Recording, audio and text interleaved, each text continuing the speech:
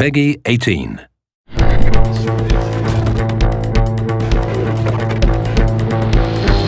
Frostbite's been in development since 2006, and there's always been a roadmap and a plan for Gen 4 and beyond. So I like to think of Frostbite as an evolutionary process, and Frostbite 3 is the next step in that evolution. Frostbite 3 is a really powerful tool set. A gamer is going to experience a much more authentic, believable, and realistic-looking game.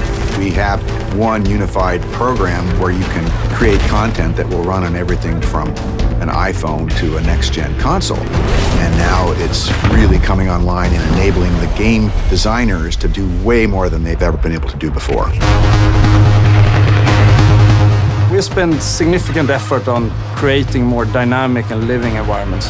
Before, they would have to go to a lot of work to make a tree feel like it swayed in the wind. Now we give them the tools to create the tree, and we let the game engine control how the wind affects that tree. Frostbite allows everything to work together. The waves on the beach, the wind blowing the whitecaps, even the clouds overhead all move consistently with the forces of nature. You might see an explosion go off, you'll see the trees nearby shake from the explosion. It's sort of subtle, but it creates this sense of seamless reality. So the large world coupled with a lot of people running around interacting with you really pays off in Battlefield 4.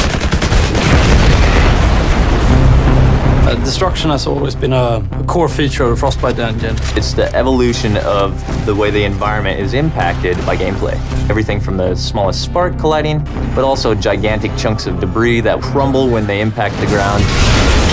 The guys on Battlefield 4 have been working on something called Levolution. Levolution is really about the concept how you can drastically change a multiplayer map into something different.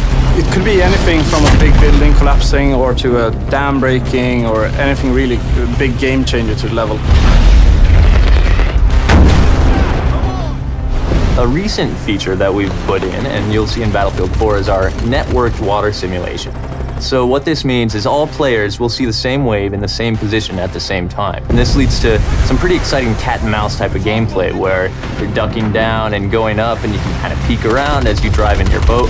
It will no longer swim on a flat surface. Instead, it will be affected by the different waves and everything. And that comes to everything from living characters that are swimming, but also to the ragdolls. Something like a jet crashes into the ocean, you'll see the water react and the debris will then float on the waves. It's a very, very cool dynamic engine. Things just happen and it seems right. Take cover! In Frostbite 3, we've made a priority of much more believable, emotionally believable characters. There's a whole slew of features in Frostbite that support that, and one of the most important is the way a person's eyes look. The way we render characters is better than ever before. We're doing subsurface scattered models. We have parallax animation in the iris. You'll notice it looks like a real eye. You'll back me up, right? Frostbite 3 is so much more powerful than any engine I ever used before. And it's not just the specific features and the framework, it's the fact that we're collaborating with other teams around the world. In the past, before we had the Frostbite team, we were building a new engine every time and we were kind of stumbling constantly. Now, to have the team here to focus on new releases with new goodies means that we as a team can focus on the creative side to deliver better games, better experiences. Today it's used by a lot of different genres, so everything from racing games to real-time strategy games and RPGs.